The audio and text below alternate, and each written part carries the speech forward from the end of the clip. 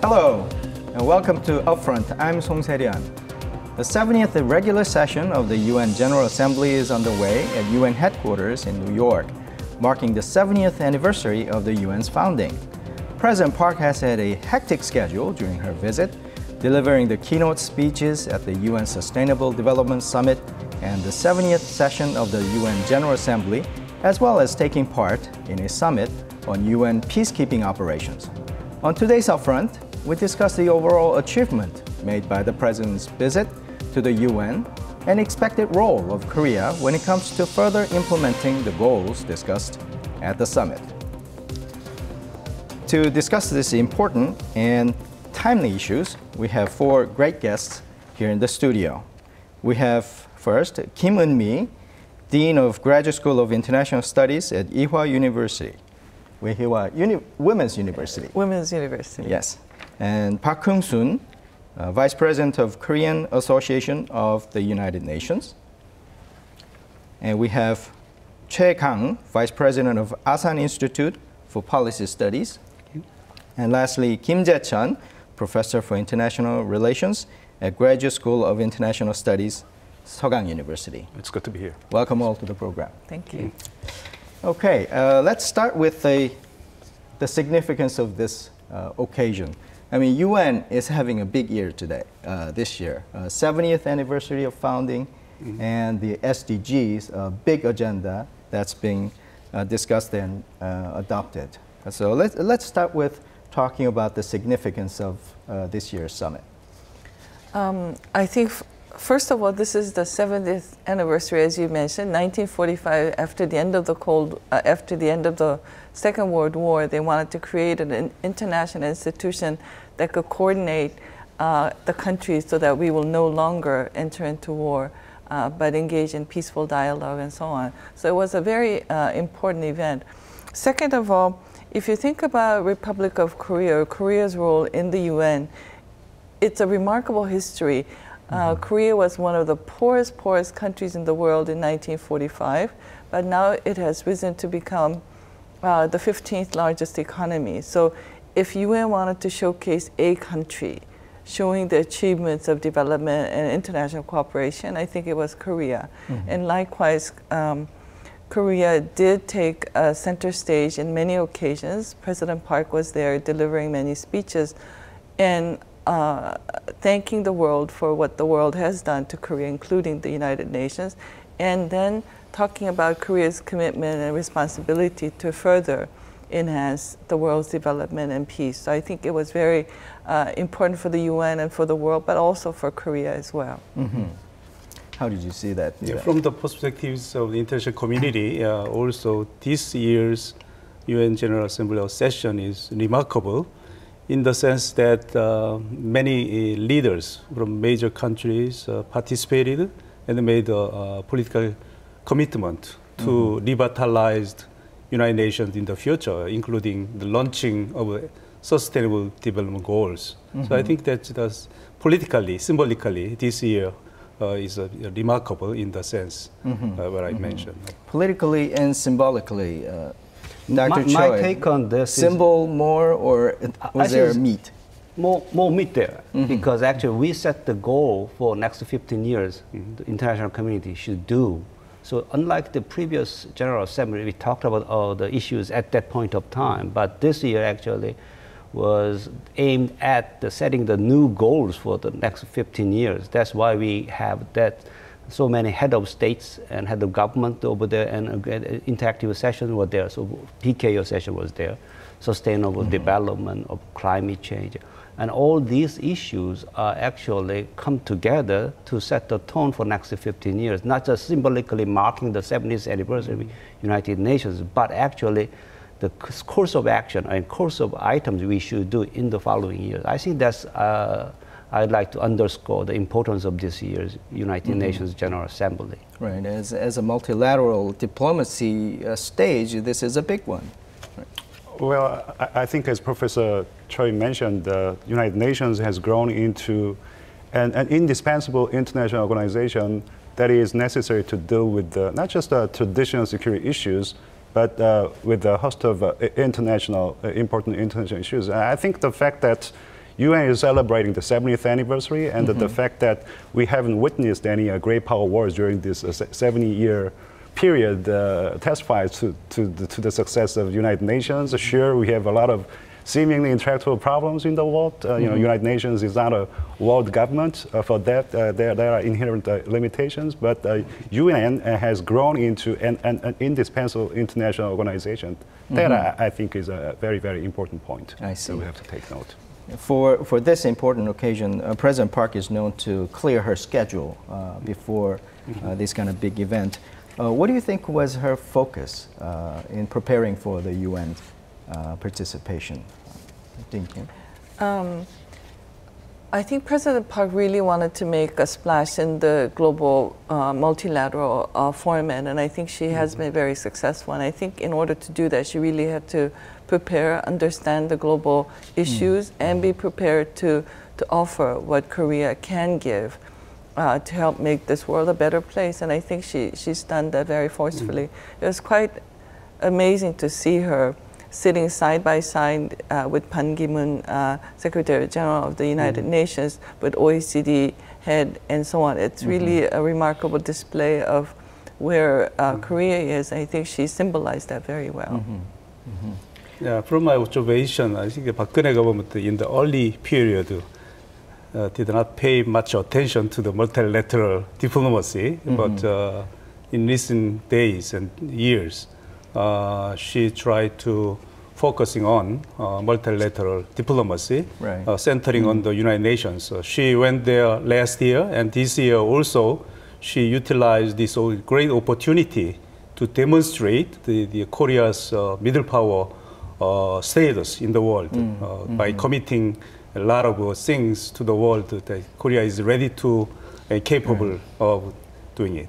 Right. In Korean scene, we're so used to this squabbling about the domestic issues, but it was refreshing. But at the same time, it seems like she has done her homework. I think that's because actually multilateral diplomacy is much more complicated and complex than bilateral diplomacy, since because there are lots of groups. Even within the United Nations, we have a Western group, an Eastern group, and then online. So what should be our position in bringing those groups together on specific issues is very critical and very challenging. So I think she has done a lot of preparation for that purpose. And also I think she has done some homework to promote the global Korea in this global stage very much, because the global Korea was a theme inherited from the previous administration, but actually now, as Professor Park Heung-soon mentioned, maybe somebody criticized nowadays global Korea is missing, but actually she revitalized the global Korea theme again by appealing the international community with very concrete ideas. I was really impressed by these very concrete ideas. Of course, we will go into that discussion, but anyhow, with concrete ideas and then participating in these interactive sessions and chairing the sessions and then delivering keynote speech at the plenary session. I think it was quite challenging compared to the bilateral the summit. So I think that's why, and also that the outcome was quite satisfactory and very promising. I see. Other than the global challenges, of course, she certainly talked about the Korean Peninsula issues and peace issues. And Professor Kim, can we see this as also an extension of her diplomatic efforts? I mean, we saw her talking about these issues with Xi Jinping recently. So is there kind of a continuing theme in her diplomatic efforts? I certainly see this UN diplomacy as an extension of her efforts to promote unification. If you look back at the recent developments with regard to government's efforts to promote unification, you notice that much of these efforts have been directed to the Korean people by highlighting the unification benefits, economic benefits that the unification can bring to the Korean people. That's basically a Daebak theory. And she did a great job in terms of promoting unification to the major stakeholder countries in Northeast Asia as well. Unification would bring economic and security benefits to the people and countries in Northeast Asia. But unification sort of discourse or these efforts stayed within Northeast Asia. So I think the government and the President Park realizes that it is very imperative to bring this unification discussion to the international stage and promote unification to the international stage and convince the international community that unification would bring benefits to the international community as a whole, not just to the people in the Korean Peninsula, not just the people and countries in Northeast Asia. It'll be a great boon to the international community as well. Certainly the reunification issues has always been on the kind of back agenda of Korean politics. But it seems like she started with a domestic kind of mantra making, reunification, as you mentioned, Taebak, a big ticket theory. But then now she's now going over out there and talking to key stakeholders about reunification. In my mind, it seems like it's kind of making, taking shapes, I guess, in terms of principles and what kind of diplomatic efforts we need. I was quite impressed because she really elevated this issue as a global issue. She's mentioned that the Korean Peninsula is the only place where the Cold War hasn't ended. So she said the world will become a better place if this becomes a peaceful peninsula and the Cold War will finally be over. So it made a, I thought that was a very impressive way to make this a global agenda and make sure that the global community understands the significance of this area, in particular in light of Cuba and other areas where we have seen the transition. I think it was very important that she elevated the issue to the global level and was quite persuasive. In that backdrop, do you see any specific strategies in dealing with individual countries like Japan and the United States and China, looking at her keynote speeches and diplomatic efforts? Do you see that there's diplomatic strategies in achieving these goals? I think not only Korea but China, Japan, try to use this opportunity to promote their views and positions on global issues, and any country try to promote their national interest on UN stage. But President, as she mentioned, try to use this opportunity to sort of publicize Korean issue as a global issue, UN issue. I was impressed that she mentioned it's almost a mandate of the United Nations to help Korea to unify eventually. So I think that she alluded several times the ideal and values of United Nations very much coincide with those of Korea's. So I think that we are tuning with the United Nations and Korean vision and ideal for unification. I see. We've seen her in action, so to speak, several times now. Do you identify her style? There is some soft touch, but she has some key messages every time she goes out there. Of course, I think at this time, she underscored the human being as the center of maybe the most important issue we have to discuss. Actually, not just state. This is human beings should be respected, and also the human values. She underscored the dignity and value of a human being very much, human race. So actually, she approached the individual issues from general issues. So that means actually, if I come back to this bilateral summit or the unification diplomacy, I think that she created atmosphere which will press the directly concerned parties to be more forthcoming in achieving the unification by raising, as Professor Eun Mee mentioned, by raising the Korean unification issue to the global issue. And then they create a general consensus and support for Korean unification. That actually leads to the directly concerned parties to be more positive, more forthcoming, more supportive toward the unification. So actually, she took a kind of indirect approach to press these directly concerned parties to be more forthcoming. Of course, she met President Xi Jinping upon her trip to Beijing last month, but actually she's going to meet President Obama in this month, and also maybe there could be another the Trilateral summit between Korea, Japan, and China in this month, and also she met. Briefly actually encountered the Prime Minister Abe. The atmosphere was quite good. So actually she, we hope to have you in here and expect much. And so the mood was quite positive. I assume we are on the right track to improve our relations with Japan. Of course, Japan is one of the key players in of the Korean Peninsula. So I think that she has created very, very good atmosphere for the upcoming all events, and also geared toward the strengthening the foundation for the unification diplomacy very much. I see. With that backdrop, we've discussed the significance of multilateral diplomacy, especially when it comes to Korea's cooperation with the UN. Before we move on to the topics of a UN General Assembly, let's take a look at the President's speech at the UN Sustainable Development Summit that was September 26th. Take a look.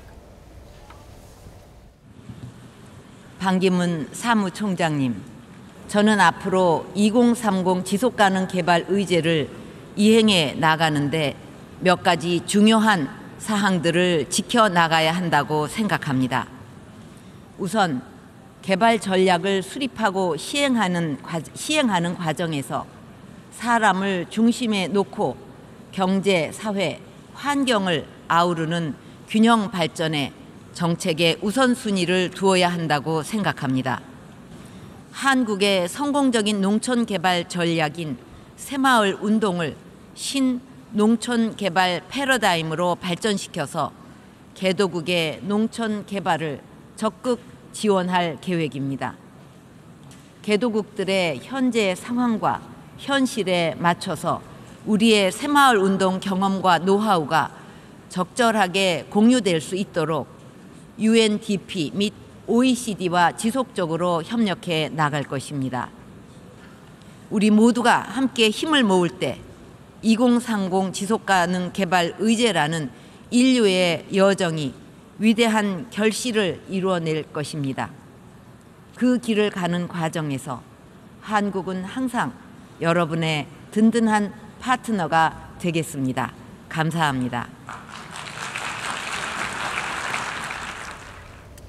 As we have seen, the President's speech was about the Sustainable Development Goals, which is a big agenda that was adopted at UN. Professor Park, could you summarize what the core contents of it? I'd like to point out, first of all, the definition of sustainable development is a kind of a sound and environmentally friendly development meets the needs of today, but without sacrificing the future generation. That's the general definition of sustainable development goals. So this terminology was promoted by especially developing nations since the launching of the MDG, the previous the Millennium Development Goals. I think that this time, this Sustainable Development Goals is a more upgraded, expanded version of the first MDG goals. So this time, they have 17 goals, 169 the targets. So it's more broad than ever before, and they have from poverty reduction, elementary education, maternal health. From that those goals, right. They expanded to 70 goals, including environment, health security, education, all sort of these important goals for international community. I understood as the Sustainable Development Goals are quite different from previous MDG, Millennium Development Goal. First, I think it emphasized partnership. The previous one is kind of donor and recipient, but actually this time SDG underscored partnership.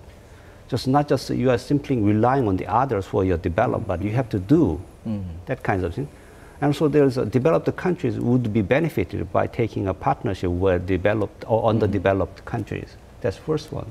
Second one is about the quality of life, not just ending the absolute poverty, but about how we can upgrade the quality of life of individuals and human beings. So that's why we come back to echo kinds of things, climate change, all this thing. And third thing is like about this capacity building things, instead of just like giving them the food or what they need, but actually try to build their own self-help capacity or infrastructures. So that actually comes to the term, the sustainable growth, I think. That's my understanding of this importance of this SDG compared to the MDG. Right. Jane Kim. Yes. Too ambitious, do you think? Too ambitious, but also it's very inclusive. I have to say, compared to the MDGs, which were seen as more top-down agenda discussed among top leadership of the world and given to the world, the Sustainable Development Goals have actually been in discussion since, I think, very aggressively since 2012 UN Rio Plus 20 summit in Brazil. I was there, and it was quite impressive to see. I was sitting in one auditorium with over 2,000 people, and all of us had a little button to say which of the goals should be included. And this continued on for some time. And before we got there to Rio, we were encouraged to participate through an internet survey of which goals should be included.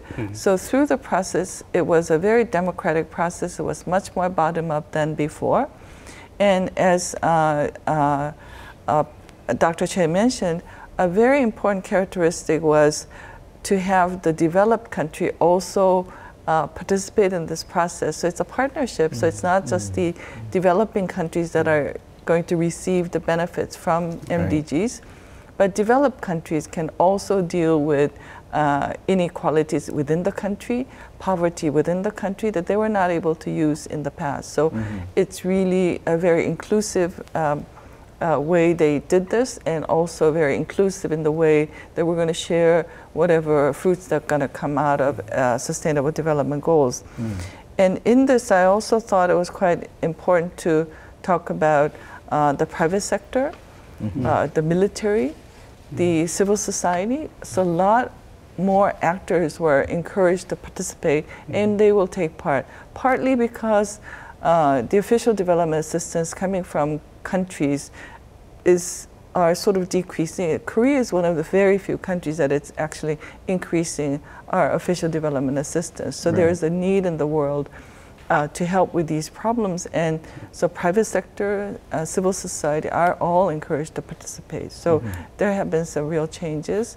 17 sounds like a lot. I had a hard time memorizing 8. Now I have to memorize 17. But there is an implicit understanding that countries, governments will have a different focus, emphasis, depending on the crucial need they see in their country and what they see their role in the world in dealing with these 17 Right, goals. MDG was mostly about poverty eradication and social development issues. Social development issues.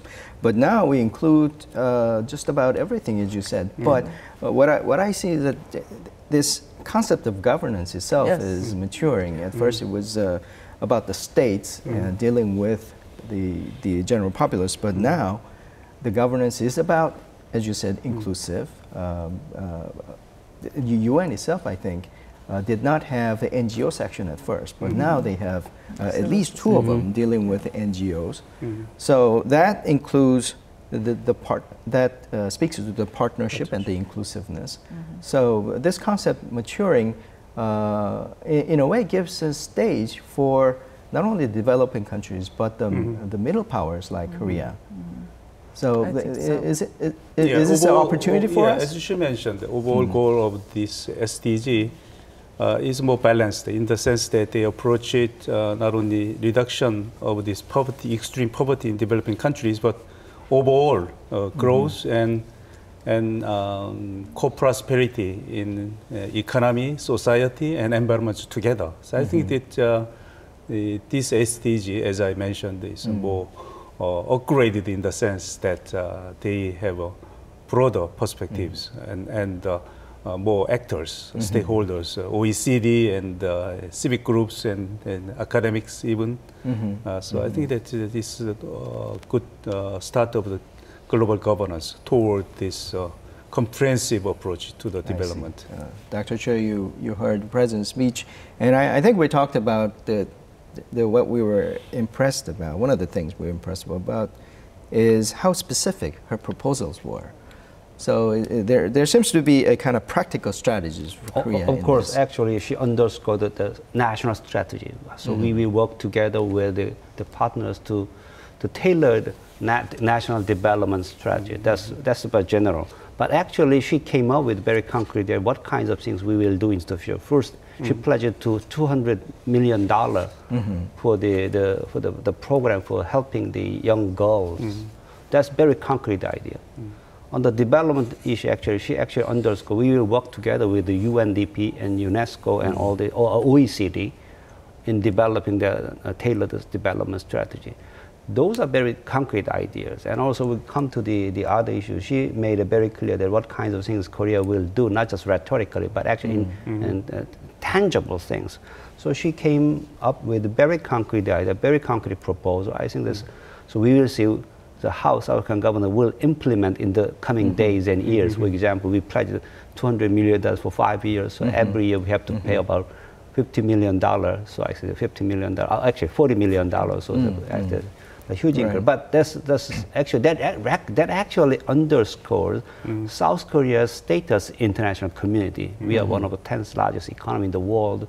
So we used to be a recipient of official development assistance, but we have grown to the state, actually, which can provide assistance to other countries in need very much. So, and that's one. Second, actually, the other, actually, South Korea's specific, very unique position in international community. As Professor Kim has mentioned, South Korea was recipient, one of the poorest country in the world, just right after the Korean War. But now, so we are prospering country in the world. So Korean dream is a dream shared by all the countries in the world. So we have to be able to export Korean dream to other world, kinds of role model.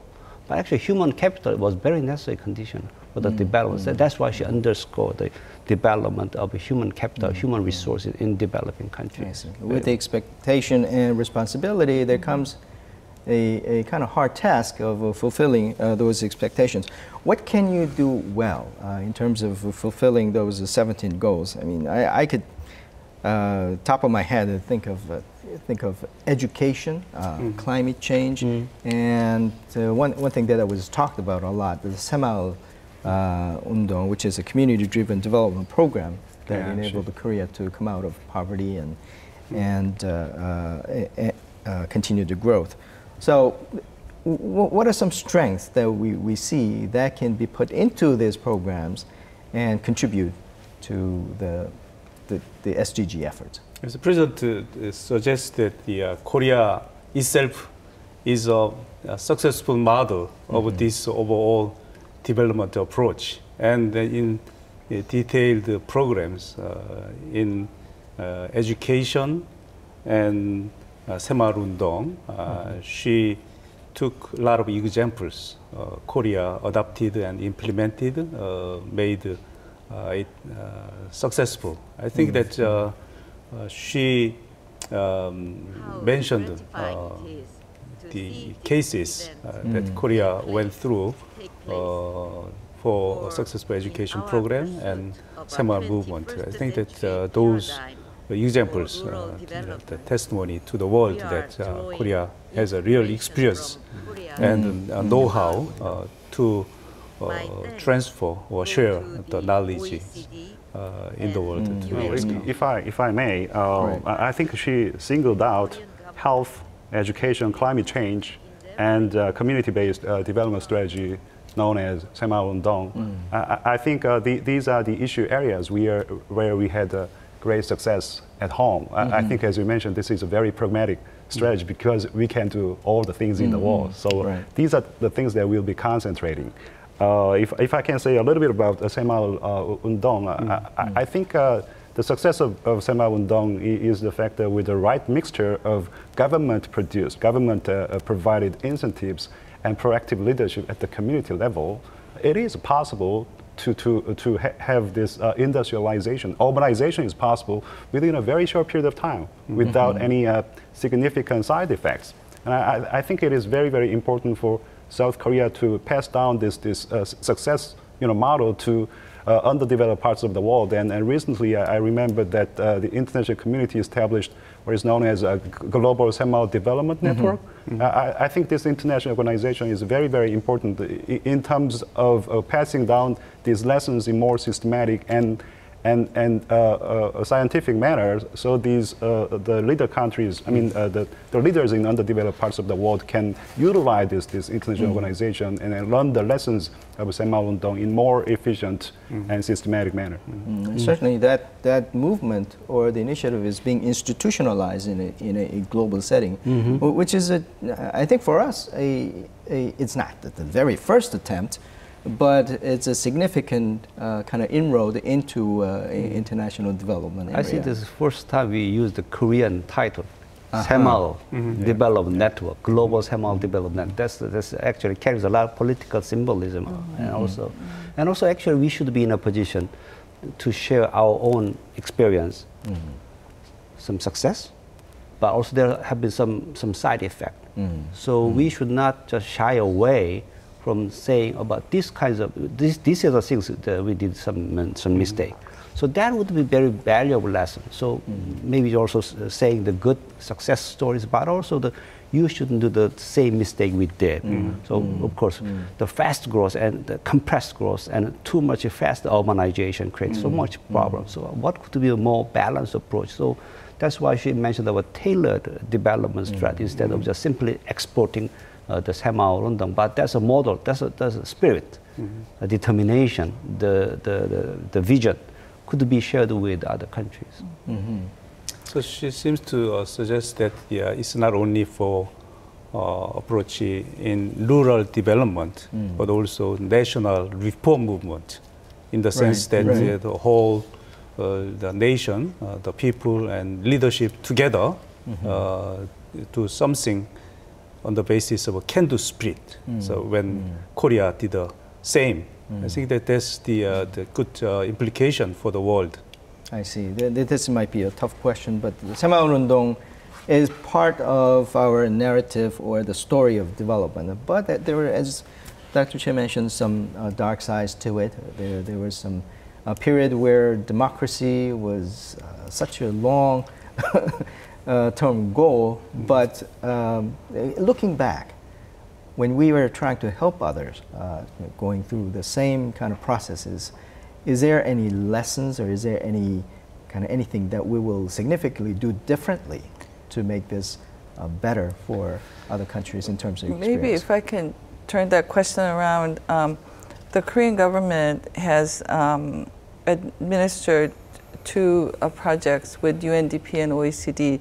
With UNDP, it's called the Inclusive and Sustainable New Communities Model. And with OECD, it was the new rural development paradigm. With OECD, what the Korean government asked to do is to do a comparative research project on rural development schemes that we have seen around the world to see what are the comparative lessons that Korea's Semaul Undong has vis-a-vis other rural development programs, and try to find out what is the formula for success, while many of the other rural development programs did not. So I think that already has sent, is an effort to make this program, Semaul, more applicable to other countries in the 21st century. And in that, I think what I took away as very important lessons was, as Vice President Choi mentioned, Semaul is not just a rural agrarian program. It's a rural development program that was to seek balance and harmony between rapid urbanization, industrialization, versus rural development, agricultural economy. The Korean Semaul was not just about having a vibrant rural economy. It was really in the backdrop of trying to take care of some of the issues, problems of rapid urbanization, industrialization. So it was trying to seek a balance between rural and urban areas, between agricultural economy and industrial economy in a very holistic way. So I think that's a very key lesson. The other, I think, a very important element that came out of the OECD study is it was also very top-down, government-led program, but it was successful because it had a very strong bottom-up empowerment of the people. For example, they found, or we've known this for a while, that women were brought into the public sphere as village leaders for the first time. They were brought into the public sphere to do the work that they used to do at home. So some people criticize this as simply putting the women to do more work for the community that she would have done on top of the work that she has to do inside the household. But nonetheless, it had a very powerful effect of valuing the women's work and allowing them to have a public voice. So it's a long ways for us to say that women are fully empowered and have no discrimination in Korea, but it really set a stepping stone for women to start having that public role and responsibility and a role toward empowerment. So these are some of the lessons that we can share from Semaul that can be more applicable. In the UNDP study, what they did is locate 6 sites around the world where they could start implementing a Semaul type of rural development scheme along with other rural development schemes that were already in place. So from that study, they have identified what kind of institutional mechanism there has to be on the ground for Semaul to be more successful and to bring good results for the whole community. So through these 2 studies, I think we're a step closer to finding what lessons that we can share with the world, rather than just saying, this is how we did it and we want all of you to follow what we do. Yeah. Can we talk a little bit about the climate change as well? One of the things that she mentioned was the environment, of course, and also the climate change. And in terms of institutional apparatus, we do have a GCF and GGGI that she mentioned in the major speech, and this ties to Korean kind of growth strategies as well. So this is somewhat strategic. Do you think she made a big splash with that? Actually, she made a big splash about 2 months ago when we announced our own INDC, internal nationally determined contribution, because by saying we are going to reduce the carbon monoxide gas by 33%. So that's a big, actually that was beyond the initial expectation. Maybe people thought maybe about 24% or 25%. Actually, the announcement was about 33%. So actually, South Korea is a unique position to bring these developed countries and developing countries. They are doing all the finger pointing. Who is responsible for carbon? This is all the climate problems. So they say, or developing countries say, oh, these are the problems you created. Why we have to pay for that? But actually, we are in a unique position to bring these 2 poles together to a middle ground by setting the kinds of model. So of course, we are still maybe between developed and developing countries. So we have same problem with the developed countries and also on the other with the developing countries. So we can bring these 2 poles together. And also this environmental issue comes together with the climate changes. So she has made a very significant point to that. So this is about our responsibility to the future generation, not for just right now. For the future generation, we have to create the institutions or the implement what we have agreed. And also that's why the Paris summit about the climate change is going to be very significant international events. So what would be the outcome? I'm expecting a little bit developed progress in their meeting. Yeah, we will have a major programs after that Paris meeting is done. Professor Kim, it's kind of odd to hear that Korea can be or is playing a role to contribute to the eradicate inequalities in the world. We talked about Semaul-undong and women's role.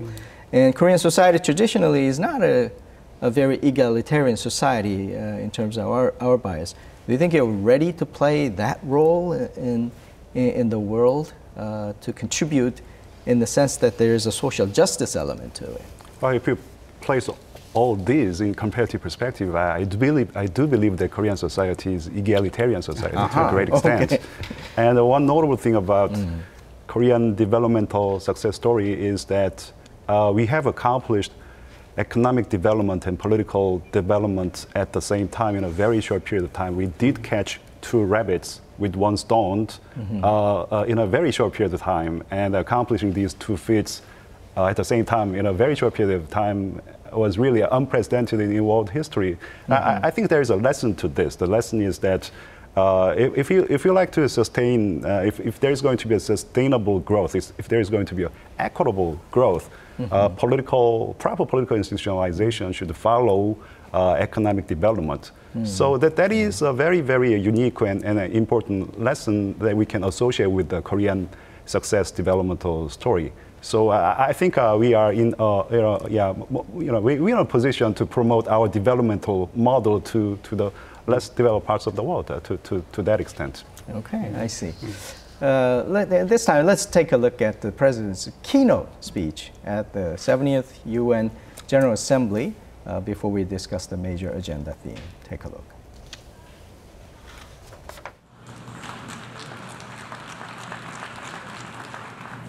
참혹한 전쟁 경험과 남북 분단의 상처를 안고 있는 한국은 평화의 중요성을 누구보다 절실하게 느끼고 있으며 유엔의 평화 수호 노력을 적극 지지하고 있습니다. 한국은 영내 국가들 간의 긴장과 대립이 지속되고 있는 동북아의 평화 기반 구축을 위해서도 힘을 기울이고 있습니다. 이와 같은 우리의 노력은 동북아와 세계 평화에 심각한 위협이 되고 있는 북한 핵 문제 해결에도 도움이 될 것입니다. 70년 전 유엔 창설자들이 꿈꾸었던 평화와 인간 존엄의 이상이 한반도에서 통일로 완성될 수 있도록 유엔과 모든 평화 애호국들이 함께 노력해 나가기를 희망합니다.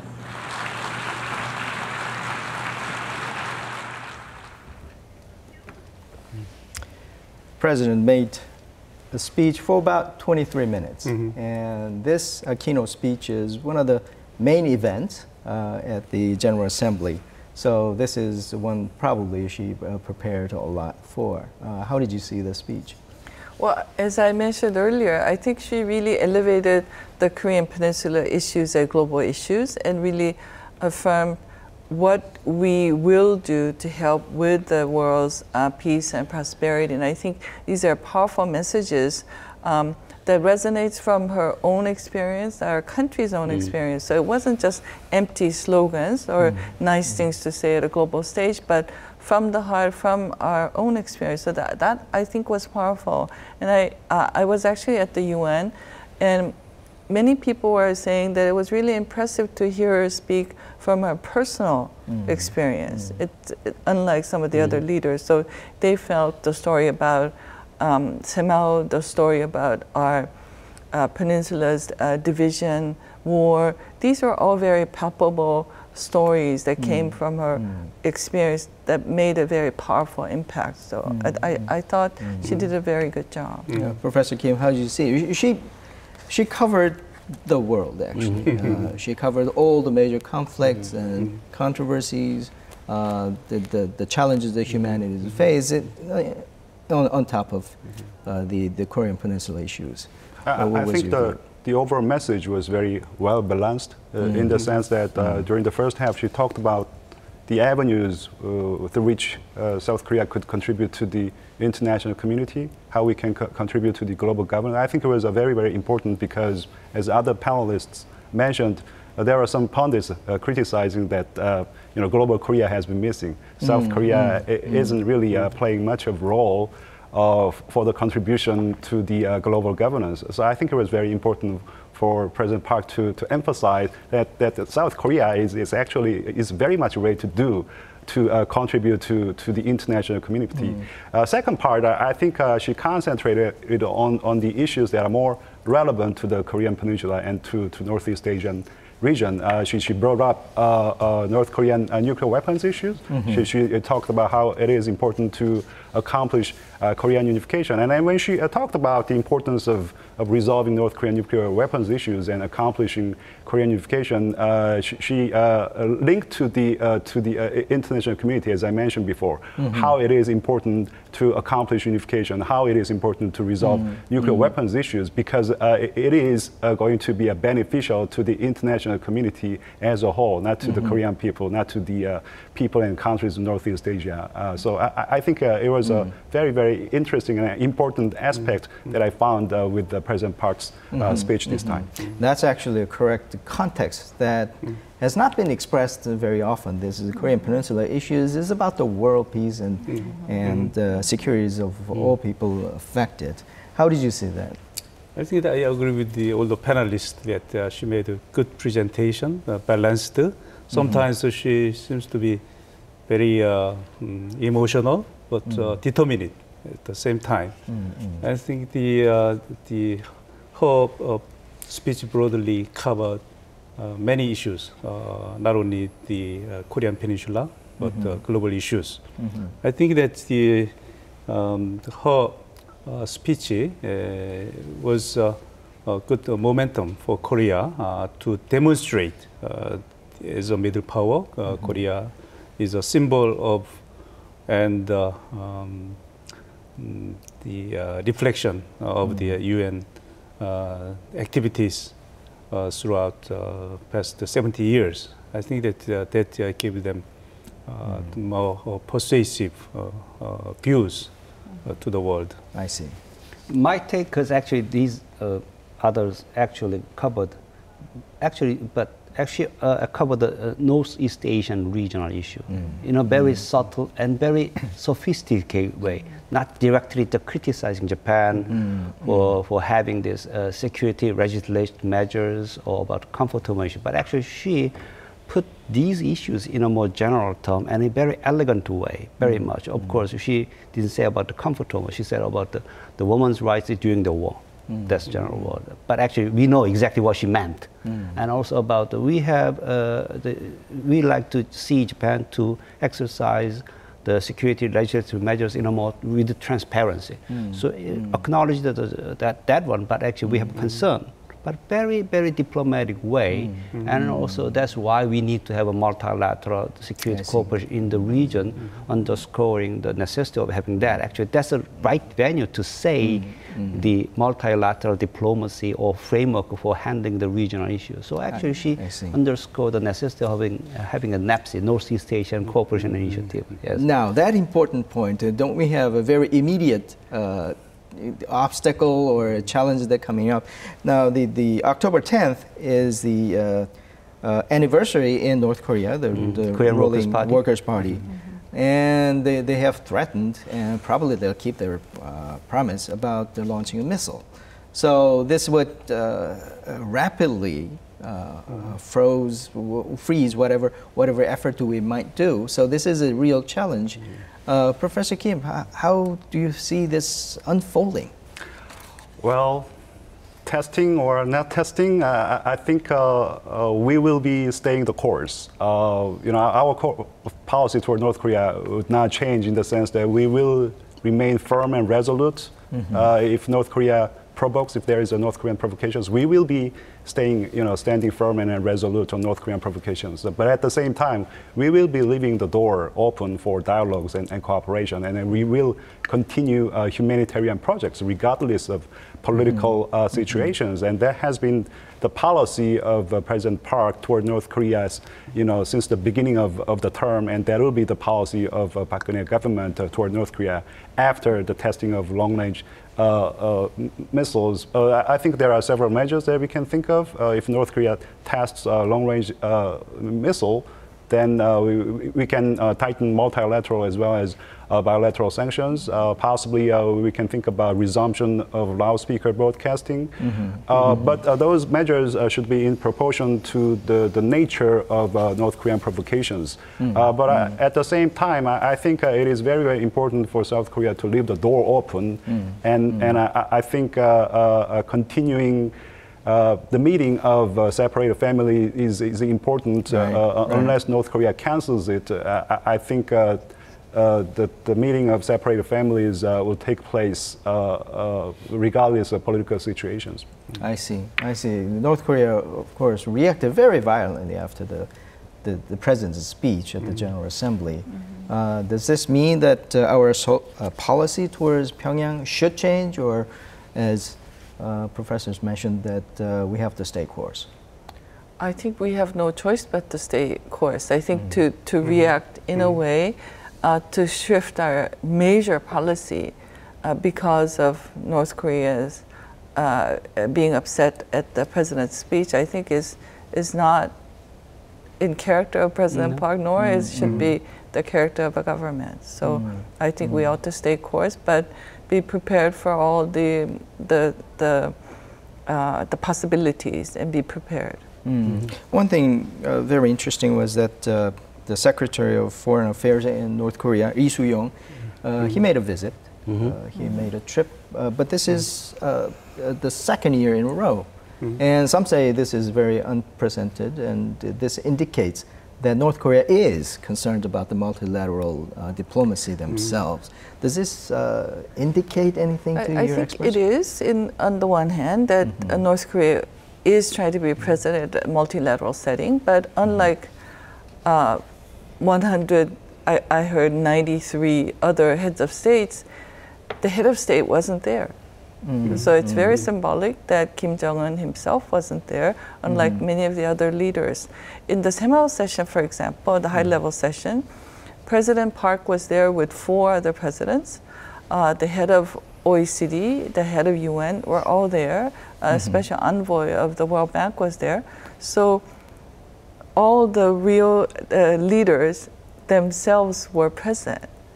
And the missing leaders is more conspicuous. I see. Now, I think we are kind of approaching the end of it, but I do have important questions, if you could provide some short answers. This President's visit to UN is a kind of a stabilizing policy for the peaceful unification. So there is a implication for reunification here.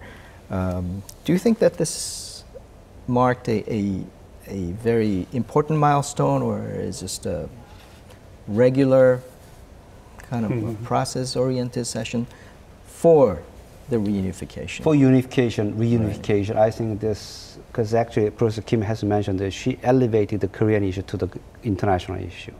Actually, so that means this President Park Geun-hye's visit and her speech at the General Assembly actually is a kind of the starting points of a new era of the situation on the Korean Peninsula, I hope, but I don't know exactly what would be the North Korea's response on that. It's a kind of interactive game, but we actually, I see President Park Geun-hye has made this Korean formula is kind of international community versus North Korea. It's not just simply between the two Koreas, but international community alongside with the South Korea, and on the other end there's North Korea. So actually putting more pressure on North Korea in gearing toward the achievement of unification.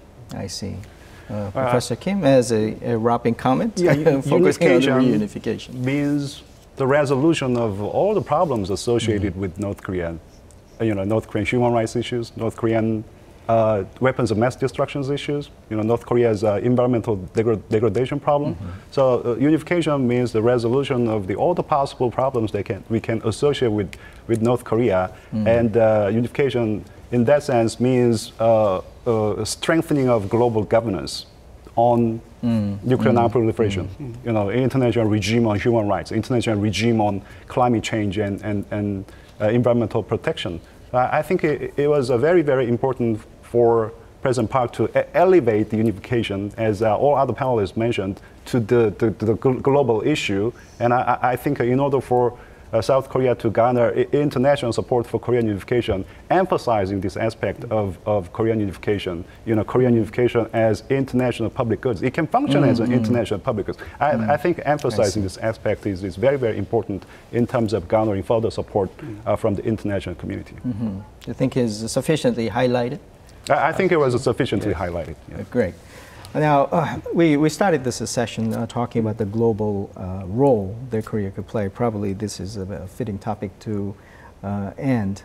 So if you could offer your opinions about Korea as a middle power. And with this stage, what is the future role of Korea in the global community? So typically, middle power plays a role of bridging role, broker, sort of mediator in the world.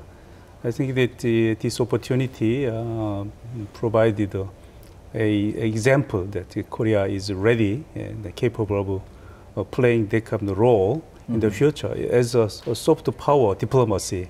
So we should utilize the multilateral setting, including United Nations.